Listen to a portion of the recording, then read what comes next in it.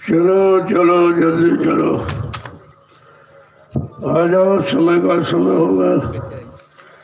जब सत्संग बच्चों को सुनोगे तभी तो तुम्हारी समझ में आएगा। बिना सत्संग बच्चों के कोई सत्य को झूठ को नहीं समझ सकता। अच्छे बुरे की पहचान भी सत्संग ही कराता। माँ बहन बेटी बहू की पहचान सत्संग कराता।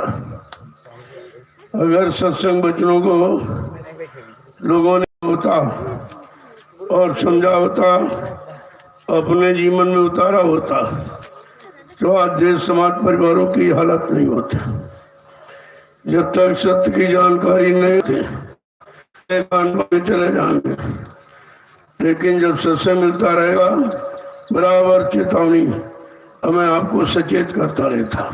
हर पल घड़ी हर मोड़ पर सत्संग संभाल करता है। इसीलिए इस कलयुग में जीवों के लिए सत्संग बहुत आवश्यक है। यही तो है कि कलयुग में संत महापुरुष ना आते तो ये कौन देता आपको। लोगों को सुनकर हम आप कर पाते। हम लोग के कीड़े मकोड़ों के बहुत शरीर हैं, किसी में हमारी आपकी जीवात्मा को डाल सकता था, लेकिन उन सब शरीरों में जीवात्मा गई है और प्रार्थना की कि एक बार मानव तन का सौभाग्य दे दीजिए, क्योंकि मानव शरीर में जब जीवात्मा आएगी तब उसे परमात्मा से मिलने का पूरा अधिकार और किसी शरीर में नहीं मिलेगी। क्यों? जीवात्मा तो सब शरीरों में है। ऐसा क्यों? किसी कोई शरीर एक तत्व का है, कोई दो तत्व का है, कोई तीन तत्व का, कोई चार तत्व का, लेकिन ये पंचभौतिक शरीर है। ये मानव शरीर पंचभौतिक पांचों तत्वों से छित जल पावक गगन समीरा पंच तत्व या रचित शरीरा। परमात्मा ने इन पांच मसालों को मिलाकर जल पृथ्वी अग्नि वायु आकाश, इन पांच मसालों को मिलाकर अपनी विचित्र कारीगरी से इस मनुष्य मंदिर को तैयार किया और इसे में अपनी चेतन जीवात्मा को बैठा दिया। लोगों कितना सच्चा मंदिर, इसमें जीवात्मा है और ईंट पत्थर वाले में तो जीवात्मा है नहीं। वो तो आपने मंदिर और नकली मूर्त नकल में पड़े रहे, असल से दूर होते रहे और इतना पड़े रहे कि उसी में फंस गए। अब तुम्हें कोई सच्ची अच्छी बात बतावे तो तुम्हारी समझ में नहीं आता। सच्ची अच्छी बात बताने को कहते हैं ये धर्म को नहीं मानते, ये भगवान को नहीं मानते, ये खुदा घाट को नहीं मानते, ये देवी देवताओं को नहीं मानते। जबकि सच्ची मान्यता यही है जिसका तुमको साक्षात्कार हो जाए, अवसर यानी सही दर्शन जिसका हो जाए तभी तो तुम संतुष्ट हो गए। लेकिन ये कल्पना में सब फंस गए बेचारे। जो था सब चला गया, जीवन से जो बचा है उसके लिए महापुरुष कहते हैं भाई चलो गई सो गई, और रही वो संभालो न, ये भी जाने वाली है।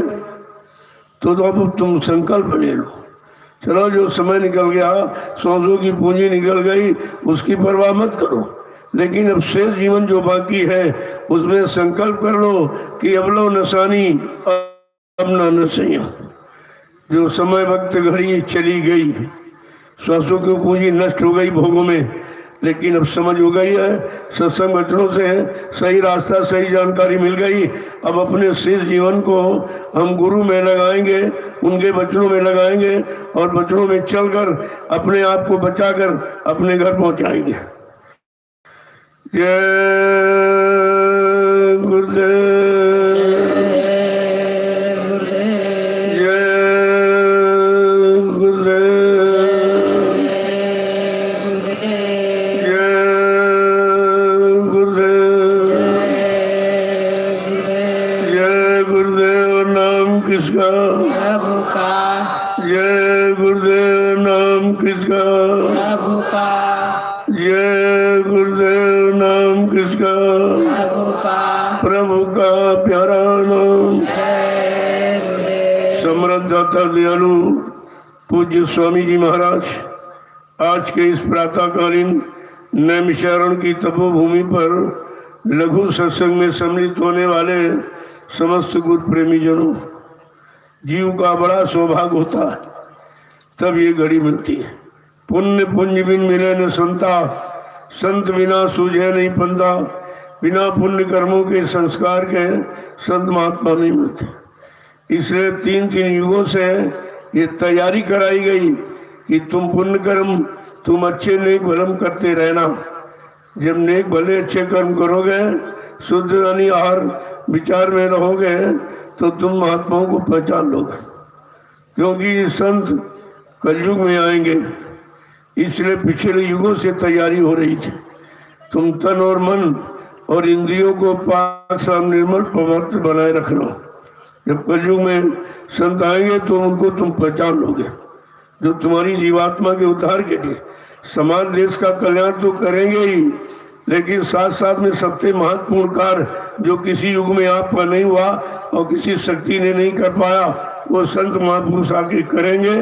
जीवात्मा को जगाएंगे, परमात्मा से मिलाएंगे और इसको अपने सच्चे घर पहुंचाए। फिर इसका आना जाना खत्म हो जाएगा। फिर ये दुख के सागर में काल माया कर्मों के बनाए जाल में फिर कभी नहीं आएगी, फिर आप कभी नहीं आओगे। लेकिन एक बार समझ तो लो और अपने घर की तैयारी करके हम चल पड़े, तब तो ये काम सफल हो जाएगा। अन्यथा तो जब ऋषि मुनि नहीं जा पाए, योगी योगेश्वर की जीवात्मा नहीं जा पाए और ब्रह्मचारियों की नहीं जा पाए, जिनको आपने भगवान कहा और माना, रामकृष्ण उनकी भी जीवात्मा जगकर अपने घर नहीं पहुंच पाई, न ब्रह्मा विष्णु महादेव की जा पाई, तो फिर हमारी आपकी कैसे चली जाएगी? हमारी आपकी जीवात्मा को ले जाने पहुंचाने वाला कोई चाहिए, उसी को कहते हैं संत सदगुरु। सदगुरु है गुरु बहुतेरे, संसार में गुरु तो बहुत है, लेकिन सदगुरु समय का एक ही आता। और सदगुरु बिना कोई नहीं बाँचे और नाम बिना 84 नाचे। नाम रहे संतो आधीना, संत बिना कोई नहीं चीना। का बिना संत महापुरुषों के उस सच्चे नाम को कोई जान ही नहीं सकता जो जीवात्मा का आधार है। इसीलिए हमें आपको तन्मयता के साथ एक एक वचन को सुनो। अब तो सुनने की बहुत जरूरत है कि समय बहुत खराब आ गया, आगे और खराब आ रहा। उससे बचने के लिए तुम्हारी शारीरिक इंद्रियों की कोई भी साधना काम नहीं करेगी। वो शरीर इंद्रियों तक सीमित है, जीवात्मा से उसका कोई मतलब नहीं है। इसलिए समय का लाभ उठा लो। संत महापुरुष बिना बुलाए आ गए और बिना मांगे आपको दे रहे हैं, लेकिन यहाँ कोई जीव ऐसा नहीं है जो उसको ले ले। दुनिया ऐसी बाबरी, कोई ग्राहक न पूछा। इतना पागलपन सवार हो गया है भोगों में पत करके कि उनके सत्य वचनों को और सत्य अमूलक वस्तु रामदान को ना हम लेते हैं, ना लेके कुछ करते हैं, ना उसका महत्व लाभ उठा पाते। ये सब आपने खत्म कर दिया। तो महापुरुषों के 2 वचनों को सुन लीजिए। कि हमें यहाँ करना क्या, क्योंकि हम आप समझते थे पूजा पाठ करते रहेंगे, तीर्थ व्रत में आते जाते रहेंगे, तुम और मूर्त को देखते रहेंगे, शायद कोई काम हो जाए। तो जड़ में तुझसे चेतन का काम तो नहीं हो सकता। कितनी जड़ता में तुम फंस जाओ, रात दिन उसी में पड़े रहो, लेकिन जड़ चेतन का काम कभी नहीं कर सकता। जड़े करे चेतन, जो जड़ को भी चेतन कर देती है वो है आत्मज्ञान, वो करेगा। और केवल संत महापुरुषों के पास और यहाँ किसी के पास नहीं। तो कहते हैं ऐसे बिन हरि भजन खगेसा, मिट्टी है न जीवन केर कलेसा। मानो जीवन में आने वाले कोई भी कष्ट, मुसीबत, आपत्ति, बीमारी, महामारी, लड़ाई झगड़ा, देवी प्रकोप, दुर्घटना, काल मौत का ये प्रभु के भजन से जाए। ये भजन के द्वारा, पूजा के द्वारा नहीं जाएगी, बिल्कुल साफ लिख दिया। इसलिए हमें आपको चाहिए कि अब हर पल घड़ी हम अपनी नाम के स्मरण में लगा दें। नामदान मिल गया है, उसका प्रयोग करो। जब प्रयोग करोगे तभी तो तुमको उसका अनुभव लाभ हानि का होगा। केवल सुन लिया और चुपचाप घर में बैठे हो तो सुनने से काम नहीं चलेगा। जैसे आप अगर बीमार हो गए तो डॉक्टर, किसी ने बता दिया डॉक्टर के पास पहुंचो, क्या पहुंचने से बीमारी ठीक हो गई? फिर डॉक्टर ने कहा, पर्चा बना दिया, ये दवा ले लेना। तुम कहते हो हमारे पास तो दवा लिखी है, क्या लिखने से बीमारी चली जाएगी? फिर आपने दवा खरीदी, खरीद कर जेब में डाल ली, कल आपने तो जब दवा ले ली, मेरे पास तो दवा है। जब तक आप उसका प्रयोग नहीं करोगे तब तक लाभ नहीं मिलेगा। और प्रयोग भी अगर परहेज के साथ नहीं करोगे तभी दवा काम नहीं करेगी। ठीक इसी प्रकार ये संतों की नाम औषधि और नाम जड़ी बूटी और नाम रसायन, जब तक हम इसका प्रयोग नहीं करेंगे परहेज के साथ, मन बुद्धि चित्त को रोककर, यानी जब इसका प्रयोग करेंगे तब ये हमारे काम आएंगे। ऐसे काम बनता है। अब ये थोड़ी कि सुनाने सुन लिया दूसरे को सुनाने लगे। अरे जब तुमने सुनकर अपना काम नहीं कर पाया तो दूसरे को सुनाकर क्या तुम उसका काम कर दोगे? पहले अपना काम करो। जब तुम्हारा हो जाए और गुरु का आदेश मिल जाए तब दूसरे का भी कर दीजिए आप। लेकिन पहले दौलत को इकट्ठा करो। जिसके पास खजाना होता है वही दान कर सकता है, वही दूसरे को दे सकता है। तो जब वचनों को सुनोगे तब तुम्हारी समझ में आ जाएगा कि महापुरुषों ने क्या कहा और क्यों ऐसा कहा और इस पर क्यों इतना जोर दिया, लोगों को क्यों इतना मतलब समझाने का प्रयास किया। तो क्या कह रहे हैं, और किसी से नहीं कह रहे, अपने मन से। और मन हमारे सबके पास, तो हमको भी सबको अपने मन को समझाना चाहिए। मन को जगाओ और जगा करके और इन बच्चों में लगाओ इसको, और लगा करके अपने घर की जाने की तैयारी करो। ऐसे सुनने सुनाने से काम नहीं चलेगा, लिखने पढ़ने से काम नहीं चलेगा, काम करने से होगा। तो के महापुरुषों ने कहा क्या, तुम अपने मन से कहो, ऐ मन तूने बहुत कुछ कर लिया, जो जो किया उससे कुछ नहीं मिला, बल्कि जो जीवन की शक्ति ताकत थी शरीर की वो भी तूने खो दी। अब तुम ऐसा कर कि थोड़ा भजन कर दे, जिससे काम बनेगा तेरा, तो भी अपने सच्चे घर मंडल मुकाम को पहुंच जाएगा त्रिपुटी धाम में।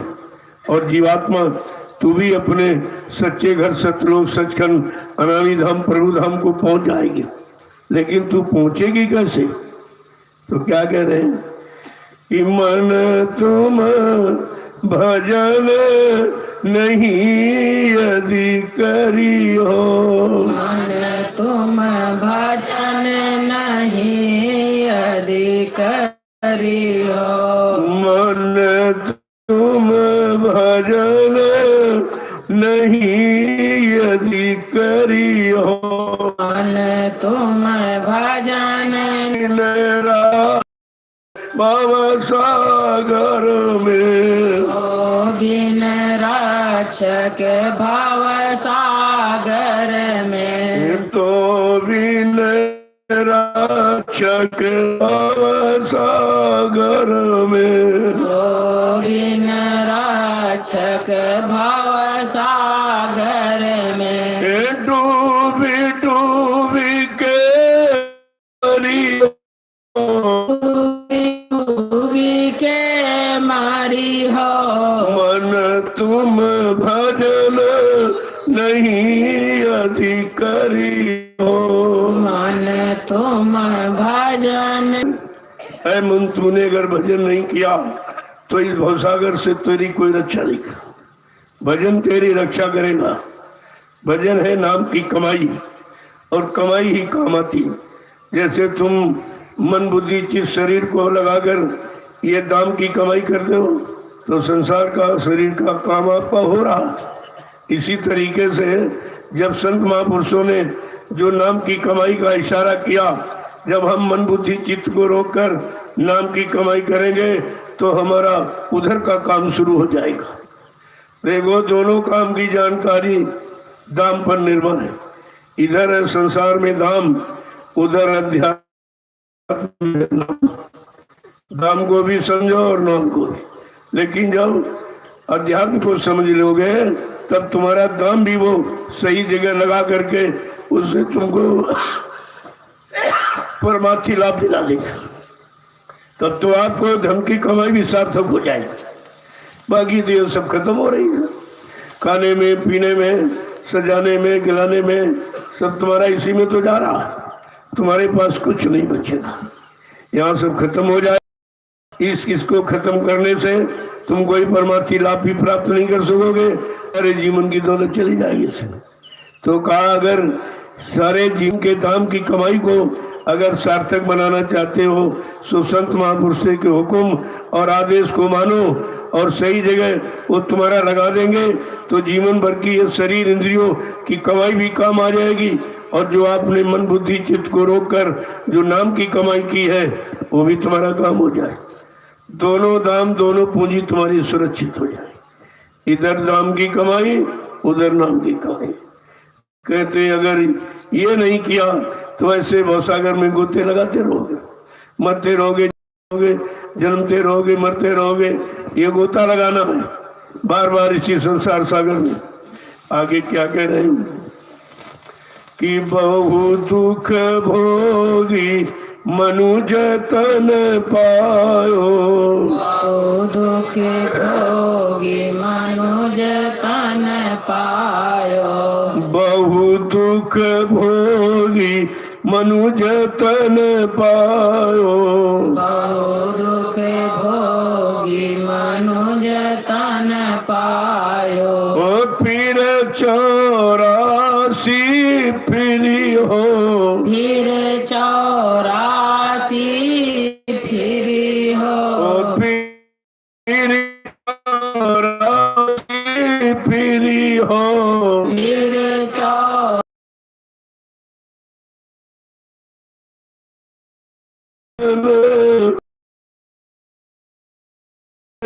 हो।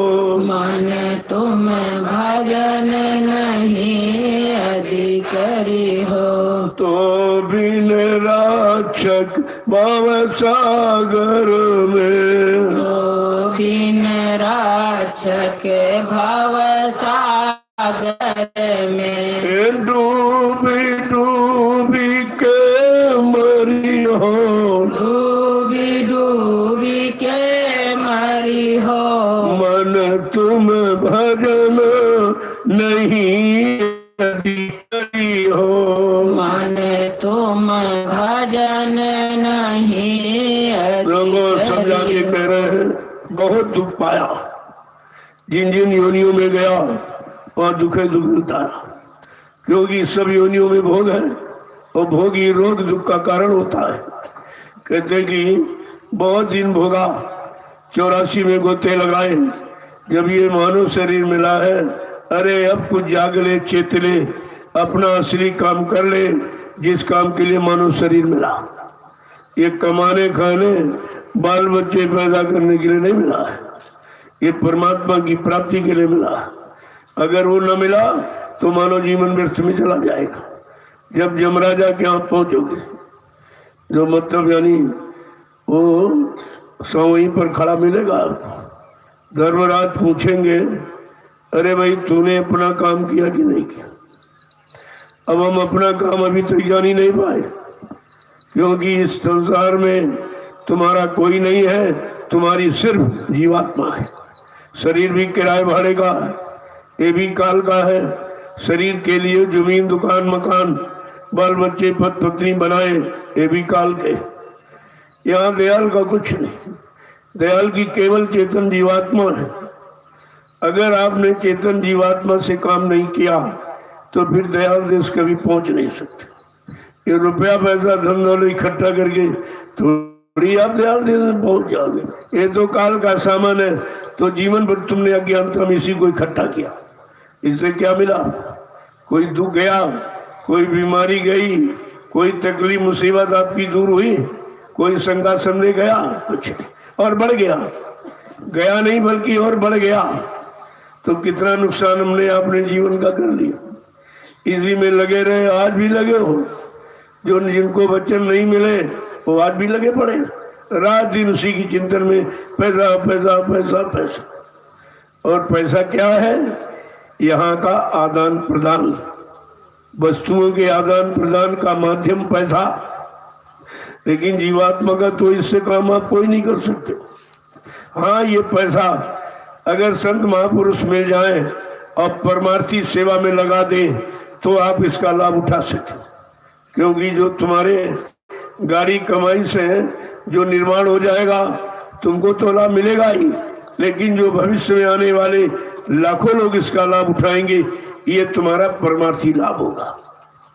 आगे समझा के क्या करें कि कुछ बन गया पाप यदि तन से, कुछ बन गया पाप यदि तन से, कुछ बन गया पाप यदि तन से, कुछ बन गया पाप यदि तन से, नरक कुंड में पर नरक कुंड में परी हो, नरक कुंड में परी हो, नरक कुंड में परी हो।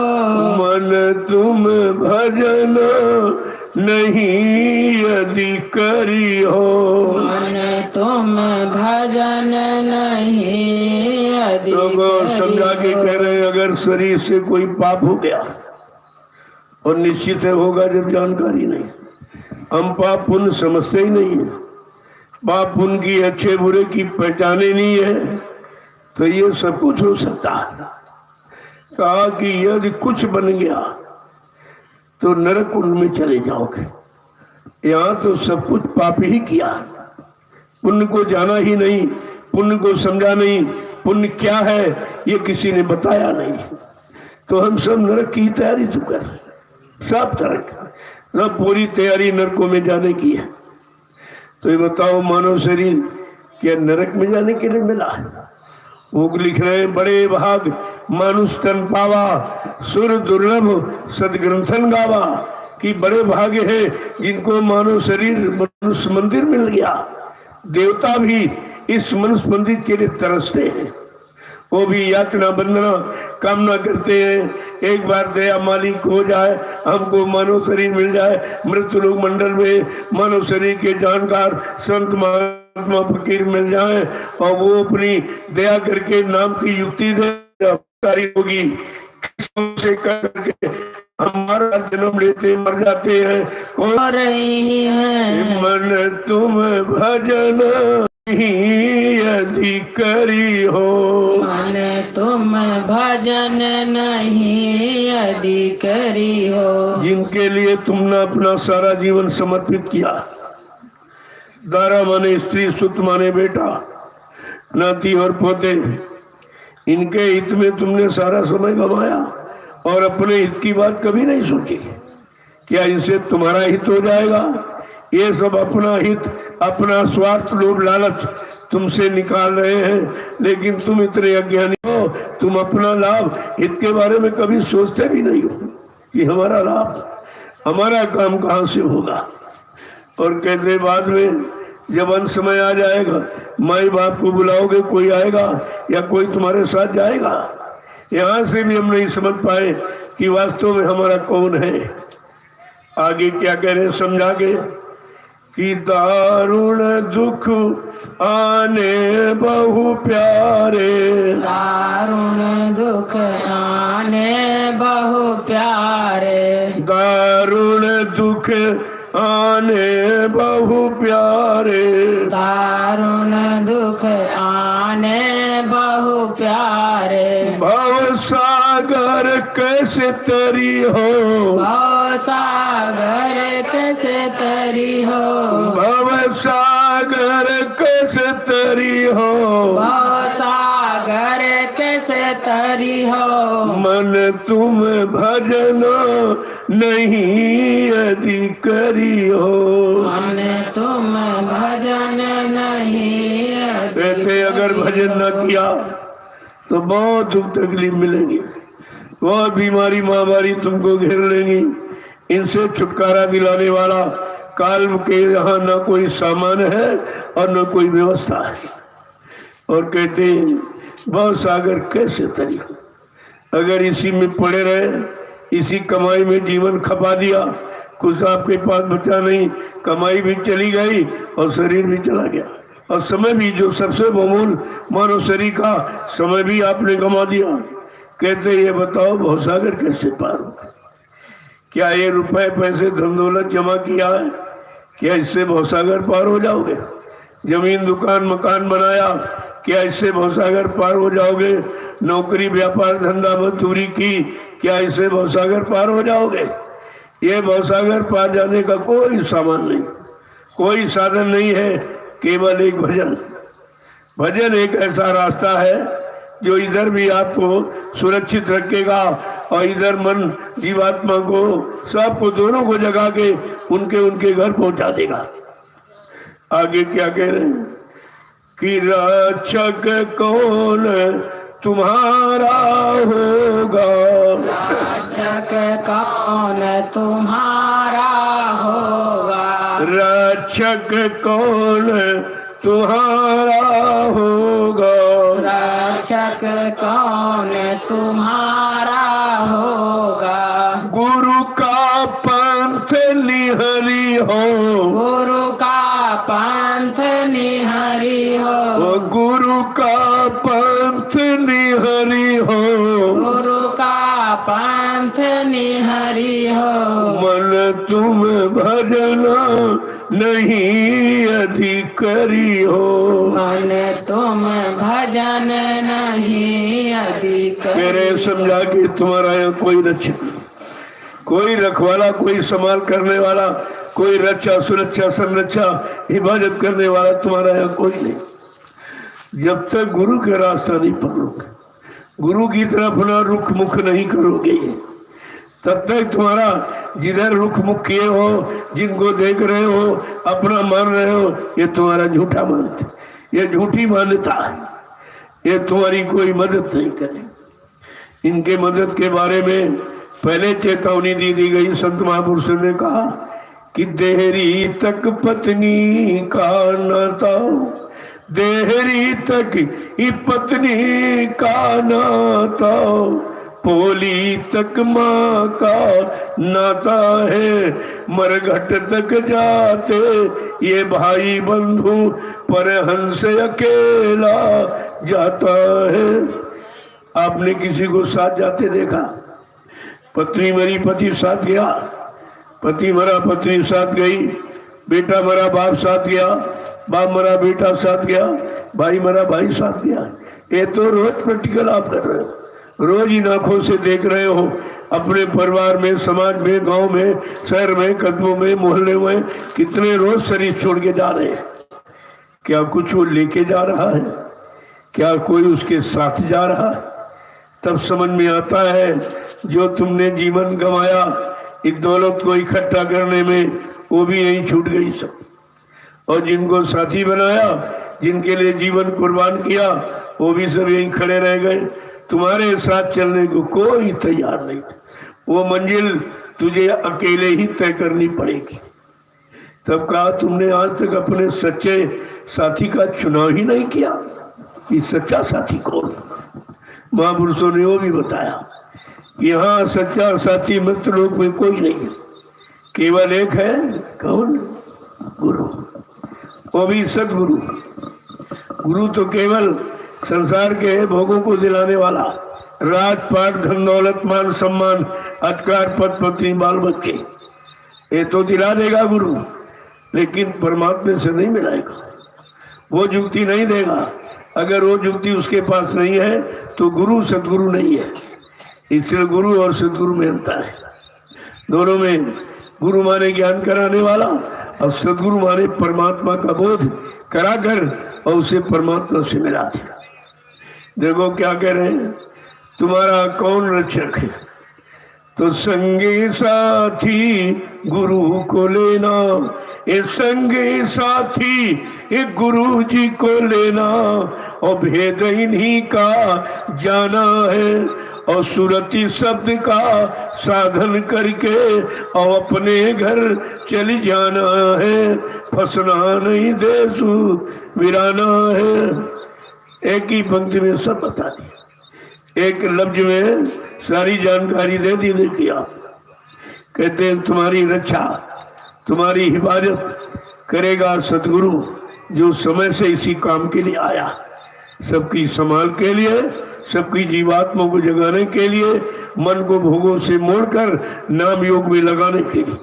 जो सच्चा सतगुरु आया वो तुम्हारे सब काम करेगा, और यहाँ तुम्हारा कोई साथी।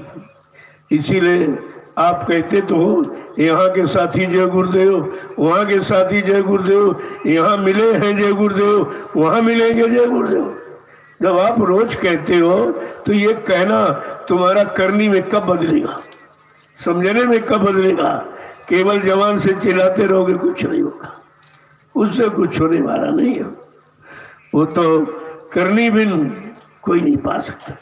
कबीर साहब ने कहा, जब तक मैं कथनी करी दूर रहा जगदीश, और करनी कर कथनी परी तब पायो सतनूर। कहा मैं इसी कथनी में पढ़ा रहा, ये लिख दूं, ये बता दूं, ये सुना दूं, कहा मालिक से बहुत दूर रहा। जब ये सब खत्म किया और लग गए नाम की कमाई में, तो हमारे पास ही खड़ा था। वो हमसे दूर नहीं है, हमारी दूरी उससे है। हम उससे बहुत दूर खड़े और दूर होते ही चले जा रहे। आज भी दूरियां कम करने का इरादा किसी को नहीं है, इतना सुनाने समझाने पर भी। तो ये नजदीक में आके लाभ कैसे प्राप्त कर सकेंगे? कह रहे हैं कि तुम्हारा यहाँ कोई रक्षक नहीं, तुम किस काम के लिए आए हो भूल गए हो। उसी भूल भलैया में हम पड़े हैं, जिससे हम हमारी भूल भरम खत्म करने के लिए जो सदगुरु आया, मैंने उनको पहचान ही नहीं पाया। उनसे युक्ति तो ले ली, सुन ली, लेकिन उसको कार्य रूप में पढ़ी तो ही कर पाए। तो यही तो फंसे के फंसे रह गए। क्या मिला? समझा के क्या कह रहे हैं कि तुम नया काम तो नहीं कर सकते हो, क्योंकि तुमने सारी शक्ति को भोगों में छीन कर दिया, खत्म कर दिया। लेकिन जो तुम कर रहे हो इसी को बंद कर दो। जो कर रहे हो इसी को, क्या कर रहे हो कि इंद्रिय द्वारे बंद कर रखना, इंद्रिय द्वारे ये बंद कर रखना, और मन पर अंकुश लाना है, फंसना नहीं देश बिराना है। का इस मन पर कंट्रोल नियंत्रण करो। जो 9 द्वार खोले हो, सारी शक्ति बह रही जा रही, नष्ट हो रही, बर्बाद हो रही, अरे 9 द्वारों को बंद कर लो तो 10वां 9 के प्रेशर से खुल जाएगा, और बिना 10वां खोले कुछ नहीं देख सकता। भगवान राम ने भी उनके बारे में भी कहा, बहुत तक विपदा इन्होंने भोगी, जब तक चढ़े न तृप्ति पार। इनको बहुत कष्ट मिला, 14 वर्ष जंगलों में घूमते फिरते रहे, ऋषि मुनियों के कुटी आश्रम में सीधा प्रणाम करते रहे, और कहते धीरे धीरे धीरे जब त्रिकुटी धाम पर पहुंचे, जो असली मुकाम जीवात्मा का है, और वहां से भी उनको कोई सदगुरु तो मिला नहीं, तो बेचारे वहीं तक सीमित रहे। इसीलिए वो त्रिलोकीनाथ कहलाए। सतलोक के नाथ मालिक नहीं कहलाए, त्रिलोकीनाथ। और त्रिलोक तो बीच में है, वो तो बीच में है। वहां से कोई जीवात्मा अपने घर नहीं जा सकती। आगे समझा के क्या कह रहे हैं कि आखिरकार तुम्हें करना क्या है। केवल एक काम हमें आपको करना है कि तन नगरी में सुरती फंसी है, इतन नगरी में ये सुरती फंसी है, और इसको यार छुड़ाना है, फंसना नहीं देश बिराना है। और संगी साथी गुरु जी को लेना, और भेद इन्हीं का जाना है। और सुरती शब्द का साधन करके अपने घर चल जाना है, फंसना नहीं देश बिराना है।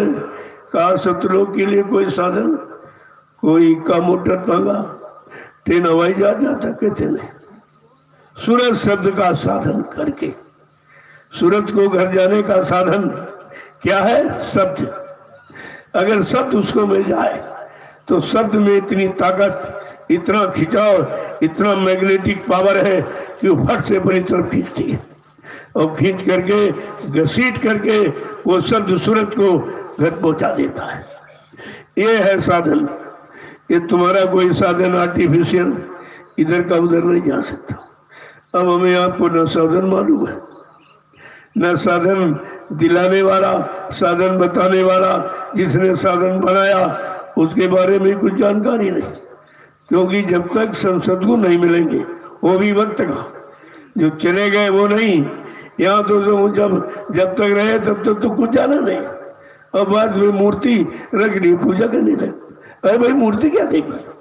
वो तो जब तक वो व्यक्ति रहे यहाँ तब तक उससे काम ले लो, प्रार्थना अर्चना वंदना करके अपना काम बना लो। जब शरीर छोड़ के चले जाएंगे फिर मूर्त और सूरत ये कुछ काम नहीं करेगी। और यहाँ सब यही हो रहा। जब राम बेचारे अयोध्या में आए, उनके माँ बाप ने नहीं पहचाना और 14 वर्ष जंगलों में ढकेल दिया। क्या पहचाना था? किसी ने नहीं पहचाना। सब बेचारे जंगलों में मारे मारे फिरते रहे। किसी ने सीताराम की जय नहीं बोली, और जब वो चले गए तो तुम सीताराम सीताराम चिल्ला रहे। फिर क्या होने वाला? अरे भाई मुर्दा, कभी तुम्हारा काम या तुम्हारे बुलाने से बोलेगा या तुम्हारे रोने से तुम्हारी फरियाद कभी सुनकर पूरा करेगा? इतनी भी जानकारी नहीं कि हम कहाँ खड़े हैं और कहाँ खड़ा होना चाहिए, और अब भी नहीं जानकारी। ये सब अक्षर जो काले अक्षर किताबों में जिन्होंने पढ़ लिए, रट लिए, लोगों को सुनाने लगे और झूठा अहंकार अपनी विद्वता का करने लगे। तुम्हारा इसमें है क्या? अगर कह दिया जाए कि किताबों में लिखा इसको छोड़ को बात करो, इसको हटा के बात करो, तो मौन हो जाए, कुछ नहीं बोल सकता। वो किताबों का रटा बोल रहा है। चाहे 4 वेद 6 7 18 पुराण हो, चाहे उपनिषद हो, चाहे मतलब गीता, भागवत, कुरान, बाइबिल, गुरु ग्रंथ साहब, कोई ग्रंथ हो, ग्रंथ कभी भगवान से नहीं मिला सकता। एक कागज ये तुम्हें कभी महात्मा नहीं बना सकता। महात्मा बनने के लिए उन महात्मान आत्माओं की तलाश खोज करनी पड़ेगी। जब वो मिल जाएंगे तुम्हारी आत्मा को महान बना देंगे, तब तुम महात्मा कहलाओगे। ये दाढ़ी बार रखकर महात्मा नहीं कहलाओगे। ये तो झूठा है। ये झूठा अभेष जो धारण करता है और झूठा मान सम्मान लेता है, वो सब यानी मतलब अदा करने का कारण बन जाता है। ये भी तुम्हारा भोग कर्म कर्जा ही बन जाएगा, क्योंकि तुम उस लायक तो है नहीं। दाढ़ी का मतलब समझते हो? दाढ़ी रखने का मतलब कि सबने हमने अब सब कुछ अपना सुरक्षित रख लिया। काम, क्रोध, लोभ, मोह, अहंकार, ईर्ष्या, राग, द्वेष, हम इस सब से दूर हो गए, बिल्कुल सुरक्षित कर दिया। कहा हमने ये रखा तो इसका मतलब बनावटी है, तब तो ये काम करेगी दाढ़ी बात। नहीं तो फंस जाओगे। कई जन्म लेने पड़ेंगे। जिनका मान सम्मान ले लिया, जिनसे सामान ले लिया, जिनका भोजन खा लिया, कोई रुपए पैसे ले लिया, ये सब तुम्हारे भोग का कारण बन जाएगा। फिर हजारों जन्म लेने पड़ेंगे। फिर आपको बैल, घोड़ा, खच्चर, गधा बन करके इसकी पूर्ति करनी पड़े। तो ऐसा काम क्यों करते? क्यों बनावट, दिखावट, सजावट? संत मत में ये है ही नहीं। संत मत बिल्कुल सादा, एकदम सादगी का। और सादगी के लिए महात्मा गांधी ने भी कहा था, सादगी कि सादा जीवन उच्च विचार, simple living high thinking should be our motto. सादा जीवन उच्च विचार, ये हमारा कहावत नहीं बल्कि हमारा ऐसा विचार होना चाहिए, ऐसा विचार होना चाहिए, तब तो हम कुछ पा सकते हैं। अन्यथा किताबें जीवन भर पढ़ते रहो, अक्षरों को समेट के रखे रहो, तुम कुछ नहीं कर सकते। जैसे अगर गधे पर चारों वेद लाद दिए जाएं, क्या गधे को कोई विद्वान कहेगा? कोई कहेगा विद्वान उसको? फिर तुमने भी वही काम किया, दूसरों को लिखा, उसको आपने पढ़ा और पढ़ करके जीवन में तो उतारा नहीं, दूसरों को बताने सुनाने में समय खराब कर दिया। और तुम्हारी कमाई थी नहीं, दूसरों की कमाई लुटाओगे और उससे कोई आदान प्रदान करोगे, वस्तुओं का, सामान का, धन का और मान का, ये सब कर्म कर्जा ही बन जाता, फिर आपको देना पड़ेगा ये सब।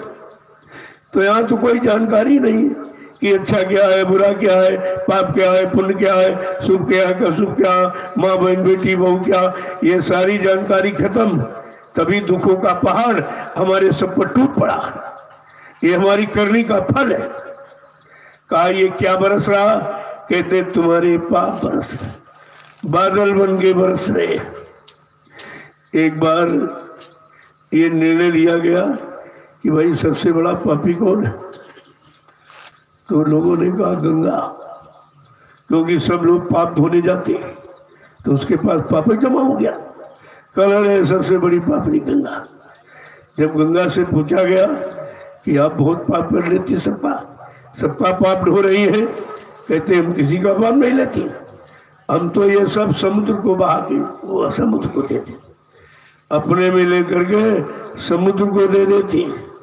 जब समुद्र की पेशी हुई, पूछा अरे भाई समुद्र तुम सबसे बड़े पापी हो? कहते कौन कहता है? कहा भाई जितना लोग गंगा स्नान करते, नदियों का स्नान करते, ये सब तुम्हारे में तो आती है, तो ये पाप तो तुम्हारे में जमा हो रहा, तो समुद्र का मैं कौन रखता हूँ? कहा क्या करते हो? कहा मैं पाप बन करके और लोगों पर बरस, जिनका पाप उन्हीं पर बरस देता, मैं बादलों को देता हूँ। समुद्र ने कहा मैं भाप बना के बादलों को देता। जब बादलों की पेशी हुई कि यार तुम सबसे बड़े पापी हो, ये सब समुद्र कह रहा हम सारा भाप बना के मानसून बनाकर हम उसी को देते थे, तो बादल कह रहा हम कौन अपने पास रखते, हम तो जिनका पाप है उन्हीं पर बरस देते, उन्हीं पर वर्षा देते। इसलिए अकाल वर्षा, बिना समय की वर्षा हो, बिना समय का आंधी तूफान, ओला पाला तुषार सब गिरने लगे, ये सब हमारे पाप कर्मों की बरसात। जो हमने आपने जैसे पाप किए उसी तरीके से उस पाप का फल मिलने का तरीका है।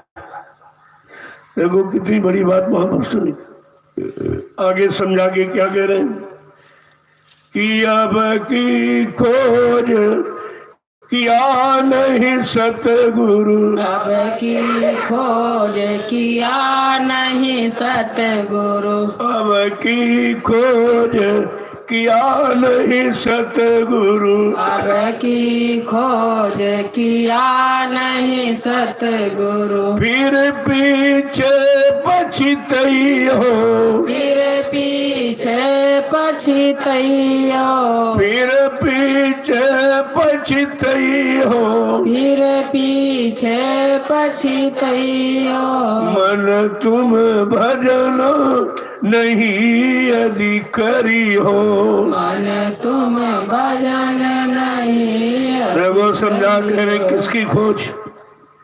हमने अपनी नौकरी की खोज, व्यापार दुकान की खोज, बाल बच्चे पैदा कैसे उनकी खोज, ये तो सब आपने की है, लेकिन जीवन को सार्थक बनाने वाले संत सदगुरु की खोज नहीं की, जिनकी खोज करने से ये दोनों तरफ का तुम्हारा बन जाएगा, ये संसार का, शरीर का, समाज का, परिवार का, देश दुनिया का, ये भी बन जाएगा और साथ साथ में जीवात्माओं का उद्धार भी हो जाएगा। कहा ऐसे समरस सदगुरु की खोज अगर नहीं की, और मतलब यानी फिर पूरा जीवन अगर निकल गया ऐसे ही भोगों में, कमाने धमाने में, तो फिर ये बाद में आपको पश्चाताप करना। मन बचते यो अवसर बीते। देखिए कितनी बड़ी बात है।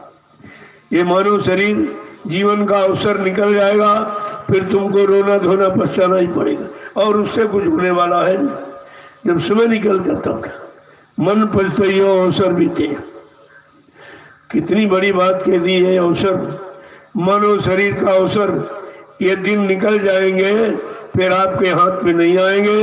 अंत समय में आपको पछताना पड़ेगा, क्योंकि जिनमें आपने जीवन खत्म किया वो तुम्हारे साथी नहीं है। जो सामान इकट्ठा किया वो तुम्हारे साथ जाने वाला नहीं है। जब शरीर ही नहीं जाएगा, यही धोखा देगा, तब इसके लिए इसके साथ जो भी आपने इकट्ठा किया सब यहीं पर छुप जाएगा। फिर आपको पश्चाताप करेगा। क्या बताएं, समझ नहीं पाए। फिर बताने से सोचने से क्या होता। वो तो करने की चीज थी। जब समय मिला तब तो आपने इसी में गंवा दिया। अब समय निकल गया, जीवन निकल गया, तब जीने का ढंग आया। अब अगर बाद में मिला तो क्या होगा। जब शरीर से जो जो आपने किया, वो किया हुआ कर्म बुढ़ापे में नहीं हो रहा। न पैर चल पा रहे, न हाथों से उठाया जा रहा, न दांतों से चबाया जा रहा, न आंखों से देखा जा रहा, न कानों से सुना जा रहा। सबने जवाब दे दिया। ये वारंट है। वारंट पहले आती है। जब वारंट आई तो आपने वारंट के बारे में सोचा विचारा कुछ नहीं। अब उसको सुधारने में लग गए। सर्वप्रथम बाल सफेद हुए, पहली वारंट है। तो आपने ये नहीं सोचा अब बाल सफेद हो गए, समय खत्म हो गया है, हमें कुछ अपने लिए कर लेना चाहिए। तो ये तो करते नहीं हो। बालों में डाई लगाने लगे, काले हो जाए काले। अरे भाई, डाई लगाने से क्या काम बन जाएगा तुम्हारा। यानी जो उपचार वो नहीं किया, ये अनापचार करने लगे। का बाल काले हो गए, डाई लगा दी। दिखाई नहीं दे रहा, चश्मा लगवा लिया। सुनाई नहीं दे रहा, मशीन लगवा ली। दांत नहीं रहे, यानी डुप्लीकेट दांत लगवा लिए। यानी आपने वारंट नहीं समझी, इतने में ही कितनी वारंट आई। बाल सफेद हुए, आंखों ने देखना बंद कर दिया, कानों ने सुनना बंद किया, दांतों ने चबाना बंद कर दिया, और बुद्धि ने सोचना निर्णय लेना बंद कर दिया। याददाश्त खत्म हो गई। इतनी वारंट इतने में आ गई, समझ में कुछ नहीं आया। कहते जब कोई रिटायर होता है तो सामान पहले भेजता है। सामान पहले भेजा, पीछे सब रह जाएगा। ये सामान है जो पहले चले गए, अब इसके पीछे तुमको भी जाना है। आपने इसके लिए क्या उपचार किया, क्या आपने इसके लिए इंतजाम किया। सारा इंतजाम करते रहे, लेकिन जो असली चीज थी वो निकल जा रही। उसके लिए तुम्हारे पास कोई इंतजाम है। अब जीवात्मा शरीर से निकाली जा रही। कर लो कोई उपाय, कोई ताकत बल पौरुष शक्ति लगा लीजिए। आप नहीं खत्म, सब खत्म हो जाएगा यहाँ। और एक दिन इसको निकलना भी पड़ेगा, जाना भी पड़ेगा, और शरीर को जलाना और गाड़ना भी पड़ेगा। ये सब होगी स्थित परिस्थिति। लेकिन इस सबके पहले अगर हम चेत जाए, भजन कर ले अपना, एक तो जीवन चलो गया, लेकिन आगे वाला फिर नहीं होगा। आगे वाले आने वाले को बचाओ कि दोबारा इसको इस नरक कुंड में आना न पड़े, जन्म मरण से, यानी इस चक्कर में फंसना न पड़े। तो हमें आपको एक ऐसा कर्म है, सत्कर्म। 6 कर्म तो हमने आपने किए तो फंस गए। 6 कर्म कौन है? आहार, निद्रा, भय, मैथुनस्य। खाना पीना, सोना, कमाना, मल मूत्र त्याग करना, आल औलाद बच्चे पैदा करना, ये 6 कर्म सभी कर रहे हैं। पशु पक्षी कीड़े मकोड़े सब यही तरह, और तुम भी वही कर रहे हो। तो तुम्हारे में पशुओं में अंतर फिर क्या? मानव शरीर सत्कर्म के लिए मिला है। 7वां कर्म क्या है? जीवात्मा जगे, परमात्मा से मिले, अपने घर पहुंचे। अगर ये कर्म सीख लो तो ये 6 कर्मों से छुटकारा मिल जाए। जो खट कर्म शरीरों में होते, तुम्हें दोबारा शरीर में आना ही नहीं, जन्म मरण के चक्कर में पड़ना ही नहीं है। ये सब तुम्हारा काम हो जाएगा। केवल भजन करो। देखो कितना महत्वपूर्ण है, और कितना सरल। कोई एक पैसा नहीं खर्च, पूजा में तो खर्च बनना करे, पहले मंदिर बनवाओ खर्चा, मूर्ति खरीद के लाओ खर्चा, फिर उसमें पूजा पाठ करने में फूल खरीदो, अगरबत्ती, पेड़े बतासे, सब खर्चा ही खर्चा। और भजन में कोई खर्चा नहीं। क्यों? भजन में बना बनाया मनुष्य मंदिर पहले से रखा और चेतन मूर्ति पहले से लगी। तुम्हें कोई मूर्ति भी नहीं खरीदनी, चेतन मूर्ति जीवात्मा पहले बैठी है। अब आपको पूजा क्या क्या करना? पूजा माने सेवा, पुण्य जा। जब पुण्य के, सेवा के, दया के भाव पैदा हो जाए, समझ लो वहीं से तुम्हारी पूजा की शुरुआत होती। लेकिन वो भी नहीं समझा लोग, वो पूजा का अर्थ ही नहीं जानते, पूजा का मतलब क्या है। अगर समझ गए होते तो पूजा से अपने शरीर को पास निर्मल पवित्र बना चुके होते, फिर कोई बीमारी तुम्हारे पास नहीं आती। लेकिन पूजा कर रहे हो, शराब भी पी रहे, मुर्गा मीट अंडा भी खा रहे, झूठ बोल रहे, छल कपट बेईमानी धोखाधड़ी सब कर रहे और पूजा कर। क्या मतलब पूजा? पूजा की अर्थ आपने नहीं समझा। जबकि धर्मशास्त्रों ने कहा जहां तुम्हारी आस्था लगी वहां कुछ नहीं, साफ शब्दों में कह दिया। और ये कहते धर्म में ये पूजा पाठ, धर्म में ये। अरे धर्म की परिभाषा भी तुम नहीं जानते हो। धर्म धारित, जो धारण किया जाए, जीवन में उतारा जाए, हर समय उसका प्रयोग किया जाए और प्रयोग करके हम लाभ प्राप्त कर लें, तब तो ठीक हमारी पूजा। तो धर्मशास्त्रों ने भी कह दिया। ऐसा कोई नहीं कह सकता कि धर्मशास्त्रों में ऐसा लिखा है, नहीं। उन्होंने स्पष्ट कहा है, न हम बसामि वैकुंठे योगिना हृदय नचा मम भक्त्वा यत्र गायन्ति तत्र तिष्ठामि नारदा। कहा मैं वैकुंठ में भी नहीं हूँ, मैं ऋषि मुनियों की साधना में नहीं हूँ, उनकी पूजा पाठ में नहीं हूँ। मैं तो आत्मा स्वरूप तुम्हारे सबके अंदर शरीर में बैठा हूँ। आत्मा रूप में हमें आप सबको भगवान मिला हुआ अंश है, लेकिन है तो परमात्मा का अंश रूप में। परमात्मा हम सबको मिला हुआ है, लेकिन ये अंश माने छोटा, अंशी टुकड़ा, अंशी बच्चा। ये अंश अपने अंशी को कैसे प्राप्त होगा?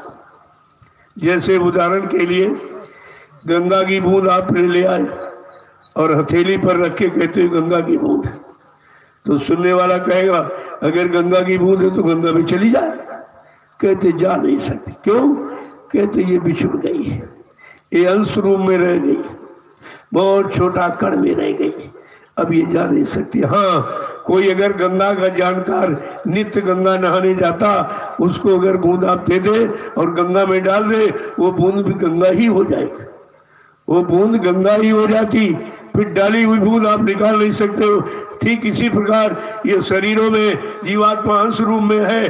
अगर संत महापुरुष मिल जाए जो जीवात्मा के सच्चे जानकार, उनके पास इसकी युक्ति है, कोई जीवात्मा को ले जाकर परमात्मा से मिला देंगे तो जीवात्मा परमात्मा ही हो जाएगी, फिर उसमें कोई अंतर नहीं रहेगा। देखो कितना बड़ा काम, और आपको कुछ ले नहीं कर रहे। पूजा पाठ में तो खर्चा है। जो लोग पुरानी किस्सा कहानी सुनाते वो भी पैसा देते। मैंने लोगों से पूछा कि 4 वेद तो ब्रह्मा जी ने लिखे, तो उन्होंने तो कोई सेवा सामान रुपया पैसा दान दक्षिणा मांगा नहीं। ये सुनाने वाले तो सारा देश लूट रहे। हमने कहा श्रीमद् भागवत पुराण इसी नैमिषारण्य की तपोभूमि पर 88,000 ऋषियों की मंत्रणा से वेद व्यास ने श्रीमद् भागवत पुराण की रचना किया। उस रचना में क्या लिखा कि आगे कलयुग आ रहा, लोग धर्म को भूल जाएंगे, कर्म को भूल जाएंगे, मानवता इंसानियत प्रेम प्यार मोहब्बत को भूल जाएंगे और परमात्मा खुदा गाड को गुरु को भूल जाएंगे। इसलिए उनको इसकी जानकारी दी जाए कि तुम ये भूलने मत पाए, इसलिए श्रीमद् भागवत पुराण की रचना की। अब तो व्यास जी ने तो कुछ लिया नहीं था। जिन्होंने लिखा, जिनका अनुभव मेहनत परिश्रम त्याग, उन्होंने एक नया पैसा किसी नहीं लिया। कोई सेवा सामान दान दक्षिणा रुपया पैसा व्यास जी ने नहीं मांगा। ये सुनाने वाले क्या करें, जिनके पास कुछ नहीं, केवल उसी को रट लिया और तुम्हें सुनाने लगे। ये तो सारा समाज सारा देश लूटे ले रहे और श्रीमद् भागवत पुराण का घोर अपमान कर रहे। ये अपमान है, क्योंकि ये जितने ग्रंथ लिखे गए सब ज्ञान के दृष्टिकोण से, ज्ञानार्जन कि किसी तरह से सबको सही रास्ता और सही ज्ञान, सही कर्म और धर्म, मानव का क्या, ये सब जानकारी हो जाए। और ये रामचरितमानस संत गोस्वामी जी महाराज जी की, कोई रुपया सेवा सामान दान दक्षिणा नहीं मांगा। और ये सुनाने वाले क्या करें? इनको देखिए आप, सब व्यापार बनाए बैठे, सारा धर्म व्यापार में चला, सारी पूजा स्वार्थ में, लोभ लालच में चली गई, सेवा धर्मात परमात्म किसी ने समझा ही नहीं। तो लाभ कैसे मिलेगा? है लाभ कुछ तुम चाहते कुछ मिल जाता है। जिन्होंने लिखा, जिनका अनुभव एक्सपीरियंस, उन्होंने कुछ नहीं माना। क्यों? उनका उद्देश्य था ज्ञानार्जन, सबको सही दिशा, सही ज्ञान मिल जाए और धर्म कर्म मानवता इंसानियत का, ताकि लोग इनको भटका भरमा न सके। इसके लिए उनका था ज्ञानार्जन और इनका धनोपार्जन। सुनाने वाले धनोपार्जन, पैसा कैसे आएगा, सेवा कैसे मिलेगी, सामान कैसे मिलेगा, सम्मान कैसे मिलेगा, ये है कर्म कर्जा। लाभ और मान क्यों चाहे, पड़ेगा सब तुझे देना। गुरु का ध्यान कर प्यारे, बिना इसके नहीं छूटना। स्पष्ट कलयुग में कह दिया कि गुरु का ध्यान किए, क्योंकि गुरु चेतन है, वो पत्थर कागज कैलेंडर नहीं है, चेतन है।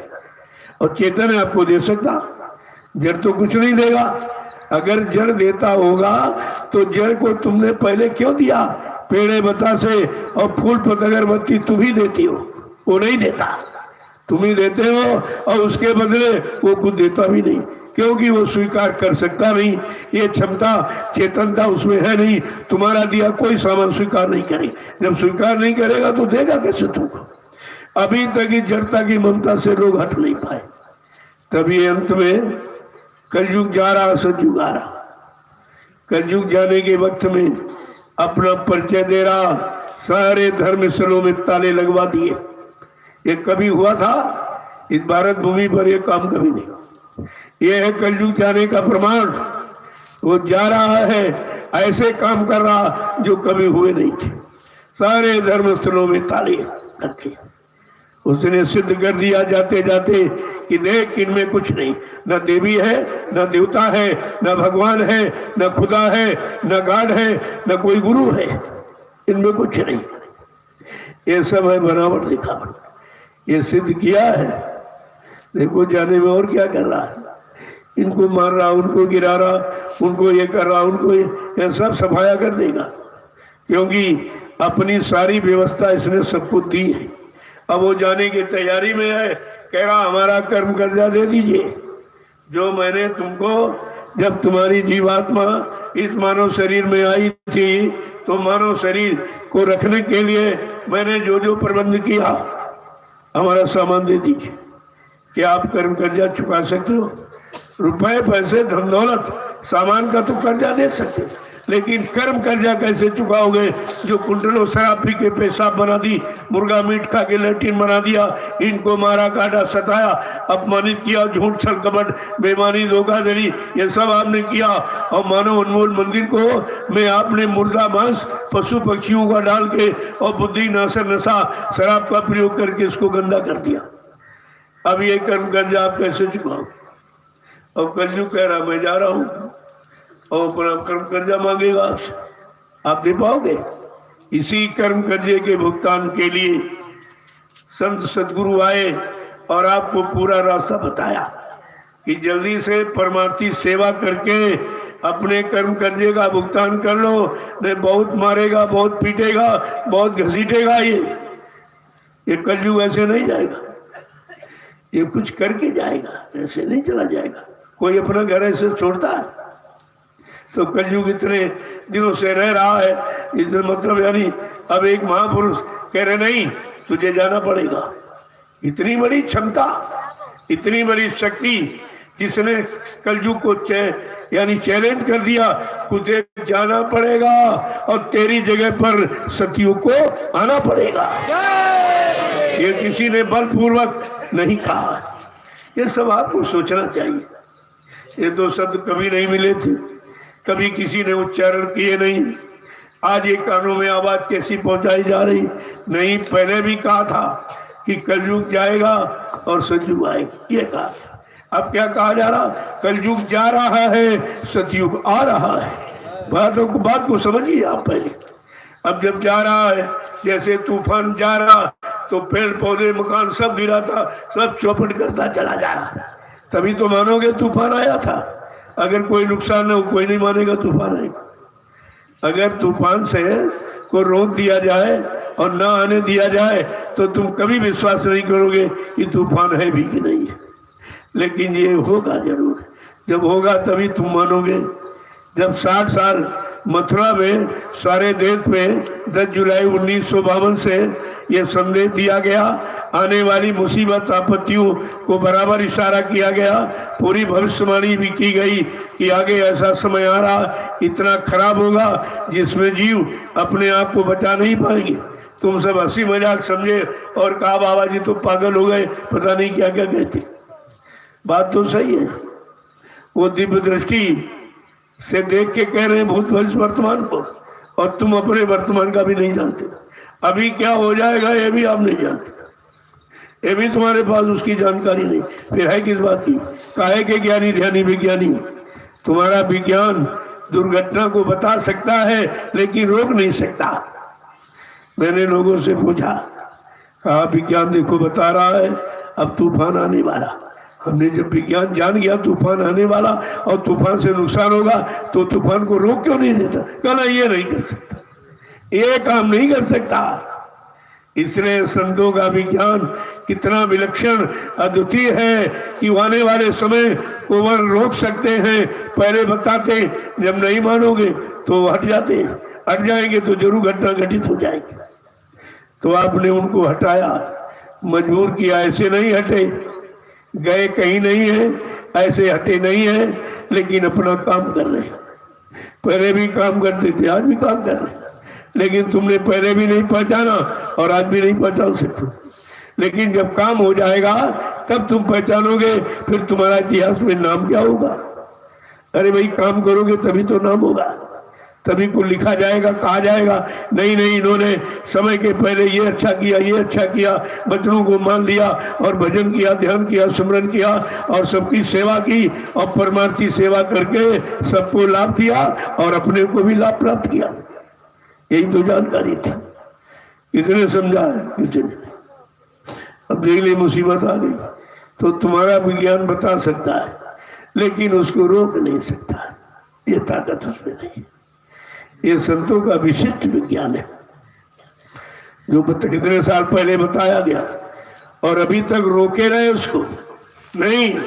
और कहा है भविष्य वक्ताओं तुम विश्व पटल पर भविष्यवाणी सोच समझ के करना, ये परिवर्तन का वक्त है। जो परिवर्तन करने आया है वो भूमिका अपने अनुसार बनाएगा, तुम्हारी सबकी भविष्यवाणियों को रुकवा दिया जाएगा।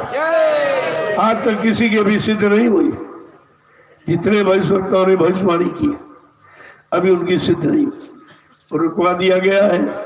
आगे आने वाले समय में उनको भी सिद्ध किया जाएगा ताकि उनका कोई अपमान न हो, लेकिन काम वो नहीं कर सकते। वो नहीं बता सकते कैसा आएगा, कितना खराब आएगा, कितने करोड़ जीवों को ले जाएगा, ये समय इस घड़ी को नहीं बता सकते। और बाबा जी ने सब बताया। प्रजा बहुत मरेगी जग में, लाशें सड़े पड़ेगी घर में, उठाने वाले मिले न यार, जमाना बदलेगा। कितने पहले कहा गया था? सन 80 से बराबर चेतावनी दी रही, 80 से और ये 20 और ये मतलब यानी 40 वर्ष, 40-41 वर्ष से बराबर आपको सचेत किया जा रहा, सूचना दी जा रही, आगे आने वाली घटनाओं के बारे में जानकारी दी जा रही।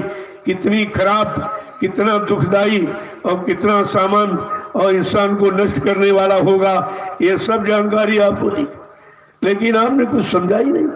कहा था बच्चा अन्न और दवाओं की कमी पड़ेगी, पेड़ों की पत्ती तुम्हें ढूंढे न मिलेगी, ऐसा आएगा तेरे कर्मों का नजारा, और सुनते तो जाओ संदेशा हमारा। लेकिन कौन माना? किसी ने संदेशा को किसी ने माना?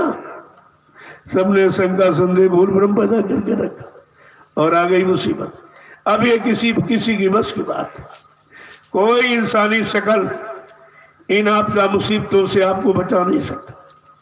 ये कोई उपचार नहीं है, ये है प्राकृतिक प्रकोप। आपने कुदरत को नाराज किया।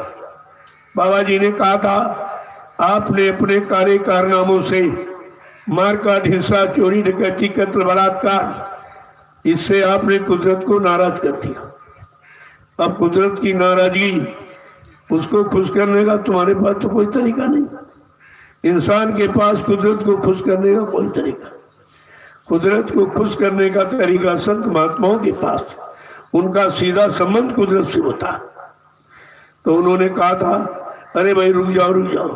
कुदरत से कहा, हाथ जोड़ के प्रार्थना किया कि नहीं नहीं अभी रुक जाइए, मैं अपने भक्तों को सारे हिंदुस्तान में शाकाहार का संदेश दिए भेज रहा हूं। जब दुनिया के लोग मेरे शाकाहारी संदेश को न सुने, न माने, न अपनाए, तो फिर तुम्हारी समझ में जो है वो करना। मैं उस समय कुछ नहीं कहूंगा, अपना हाथ खींच लूंगा। अब वो आ गई बात सामने।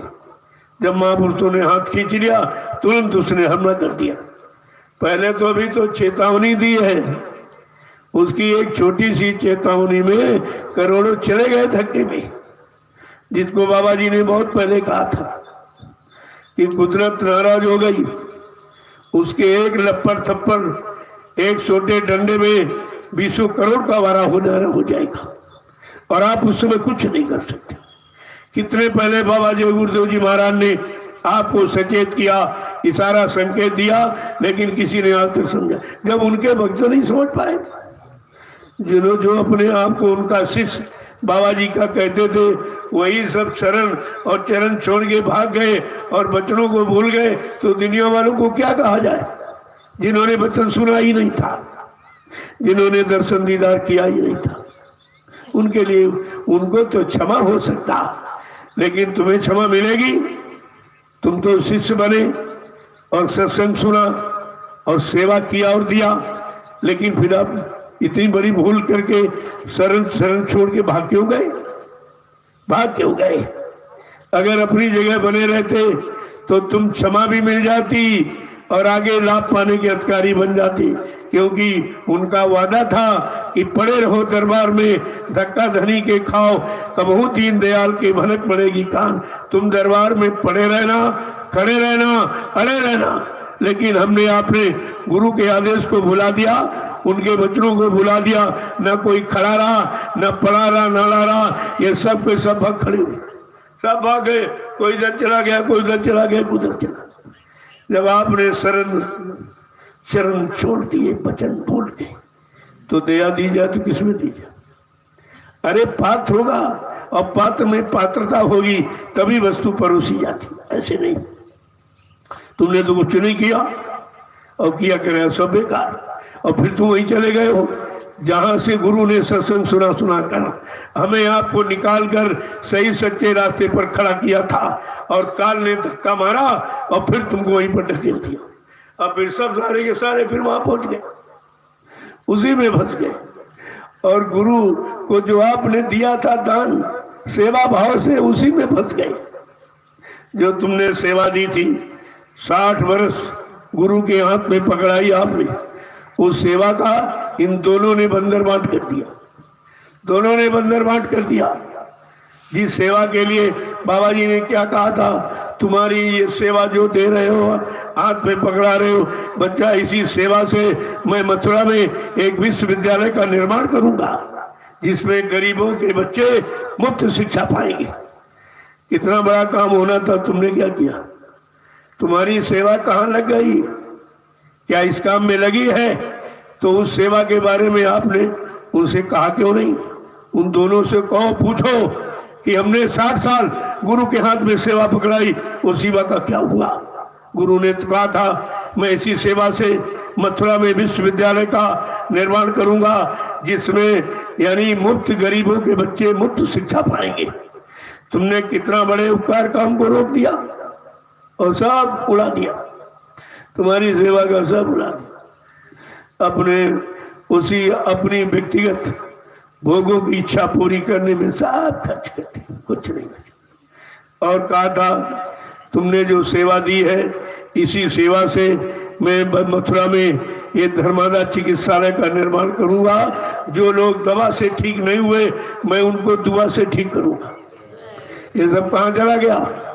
ये गुरु के वचन याद रखे। तुम गुरुमुख हो, तुम गुरु के शिष्य या भक्त प्रेमी कभी कहलाओगे?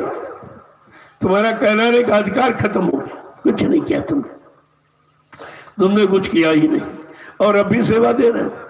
पिछली सेवा का हिसाब नहीं मांगा कि जो 60 साल दी गई वो सेवा कहाँ गई, और फिर भी दे रहे हो। अरे देव सेवा देना बुरा नहीं है, लेकिन कम से कम ये तो पूछो कि हमारी सेवा का तुम उपयोग कहाँ कर रहे हो?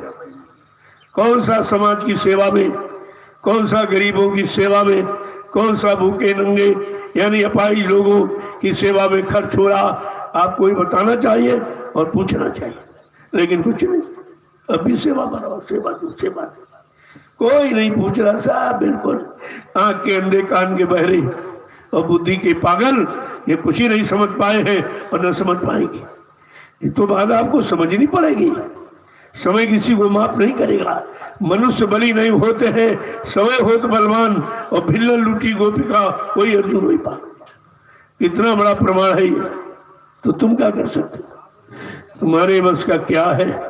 जो जो कहा, वादा किया, इन दोनों ने उसकी पूर्ति नहीं होने दी, और सारी सेवाएं प्रेमियों की इन्होंने बंदर बांट कर दी, और अपने निजी सुख में ऐशो आराम में खर्च कर दी। जब मथुरा में इन्होंने प्रचार किया, बाबा जी शरीर छोड़ के चले गए। बड़े ध्यान से सुनिए, इन्हीं ने प्रचार किया, केवल 5 व्यक्तियों ने। इन्होंने संगठन किया कि ऐसा प्रचार करो, क्योंकि बाबा जी बीमार हैं तो लोग मान लेंगे हाँ हो गया भाई, खत्म हो गए होंगे। तो फट से कह दिया बाबा जी बीमार। और बाबा जी ने कहा बच्चा मुझे तो कोई बीमारी नहीं है, मैं तो स्वस्थ हूँ। तो क्या कहते? नहीं नहीं, आपको बीमारी है, आपको अस्पताल में भर्ती होने की जरूरत। कल क्यों? कहा तुम बीमार हो, कल कोई बीमारी नहीं। जबरदस्ती गाड़ी में बैठाकर मेदांता की तैयारी कर दी। जब मेदांता पहुंचे, गाड़ी खोली तो कुछ नहीं था। गाड़ी खोली तो कुछ नहीं। वहीं से इनको शंका पैदा हो गई कि हम संगत को बताएंगे क्या? यहाँ तो कुछ नहीं, लीला हो गई, अंतर्ध्यान हो गए। क्या किया, क्यों किया? ये समर्थ महापुरुष की शक्ति का पहला परिचय।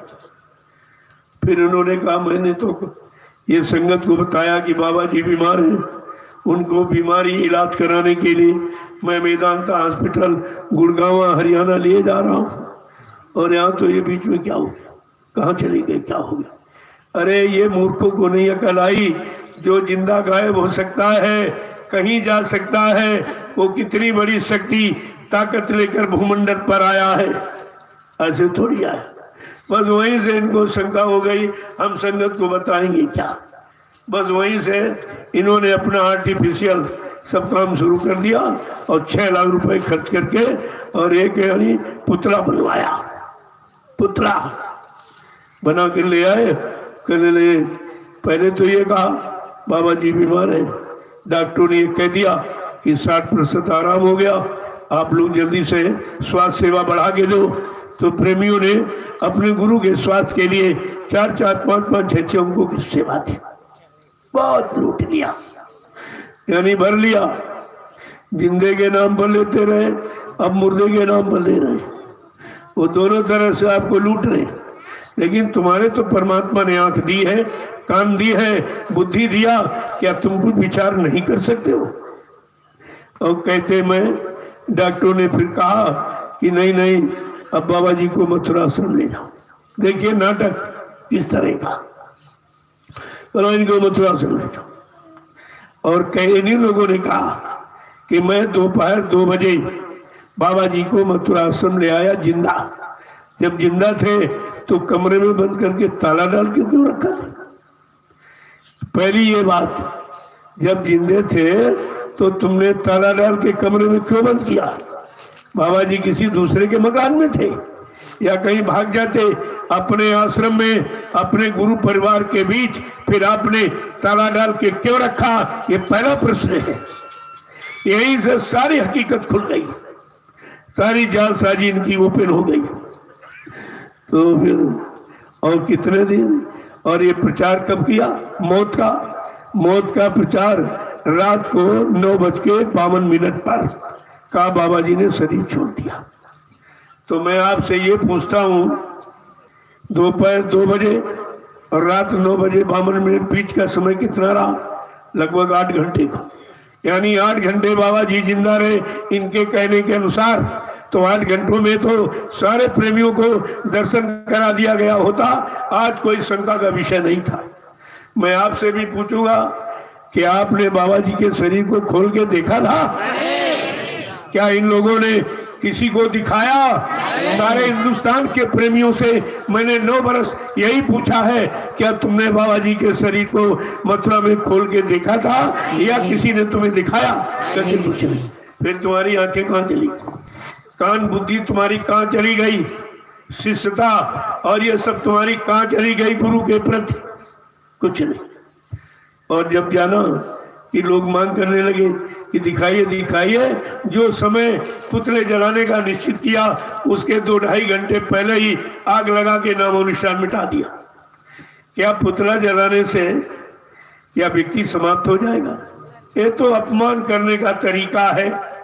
आज भी राजनीति क्षेत्र में किसी का अपमान करना चाहते हो तो मुर्दाबाद के नारे लगाते हो, और बड़ा अपमान करना चाहते हो किसी चौराहे पर उसका पुतला बना के जलाते हो। ये अपमान की बात, और तुमने गुरु का दोनों तरह से अपमान किया। मुर्दे का प्रचार भी किया है और पुतला जगाकर अपमानित भी किया। तुमने कुछ बाकी रखा? ये गुरु का अपमान, और तुम इतने लोग सब सुनते रहे, कोई बोला नहीं, किसी कुछ कहा नहीं। तुम्हारी भक्ति, तुम्हारा गुरु के प्रति प्रेम, आस्था, विश्वास कहाँ चला गया? आगे आने वाले समय में तुम कुछ कह सकोगे? सब के सब दोषी हो। सही सच्ची बात तुम्हारे मुंह से नहीं निकली। तुम्हें कहना चाहिए था, भाई गुरु महाराज चलो बीमार है लेकिन जीवित है तो दर्शन तो करा दो, दर्शन करा दीजिए। ना तुमने कहा ना उन्होंने किया। दोनों अपराधी हो। वो 5 है, तुम 45 करोड़ हो। दोष तुम पर है, उन पर है। सबसे बड़े दोषी तुमने ये सब कहा क्यों नहीं? जब मैं निकला 28 मई 2012, ठीक 10 दिन बाद मैं तुरंत निकल पड़ा। सबसे पहले मैं दिल्ली पहुंचा कि एक बार शासन प्रशासन को सूचना दे दी। कोई ये न कहे कि बाबा जी के बारे में हमारे से कोई सूचना नहीं थी। तो मैं सूचना देने गया। कोई आंदोलन, हड़ताल, धरना गिराव करने नहीं गया था। गुरु की सही सच्ची जानकारी देने गया। मैंने 1.5 घंटा मीडिया से वार्ता की। मीडिया ने फुल चैनल खोला, पत्रकारों ने कैमरे खोले, लेकिन छापा निकाला कुछ। आज तक कुछ नहीं उसके बारे में। फिर मैंने ये भी कहा, अगर आप लोग कोई सुनवाई कार्रवाई नहीं करोगे, मैं ठीक 1 सप्ताह बाद फिर आ जाऊंगा। जब कोई सुनवाई कार्रवाई नहीं की, ठीक 1 सप्ताह के बाद मैं फिर पहुंच गया। प्रेमियों ने राष्ट्रपति को ज्ञापन दिया, उनसे रिसीविंग ली। मैं 4 महीने मैंने बैठकर भारत सरकार का इंतजार किया कि बाबा जी की मौत के बारे में भारत सरकार कोई न कोई निर्णय लेगी, लेकिन आज तक तो कोई निर्णय ही नहीं। तब मैंने निर्णय ले लिया, मैं अपनी उस सत्य की आवाज को सारे हिंदुस्तान के प्रेमियों के कान तक पहुंचाऊंगा। मैं अकेले निकल पड़ा। साथ में 2-1 लोग साथ में रहे। ये उनकी सबसे बड़ी भक्ति है, सबसे बड़ी गुरु भक्ति है, सबसे बड़ा भजन उन्होंने किया। जो ऐसी आपातकालीन स्थिति में जब 45 करोड़ डर गए, जो मेरे साथ 2-1 रहे, उनकी कितनी बड़ी गुरु भक्ति है। उन्हें कुछ करने की जरूरत नहीं पड़ेगी। और जब मैं निकला, मैंने आवाज लगाई, गुरु का सत्य वचनों का प्रचार मैंने प्रारंभ किया। तो सुना तो, लेकिन साथ में किसी ने नहीं दिया। कभी 2-4 10 लगते, कभी हट जाते, 150 जुड़ते, फिर हट जाते।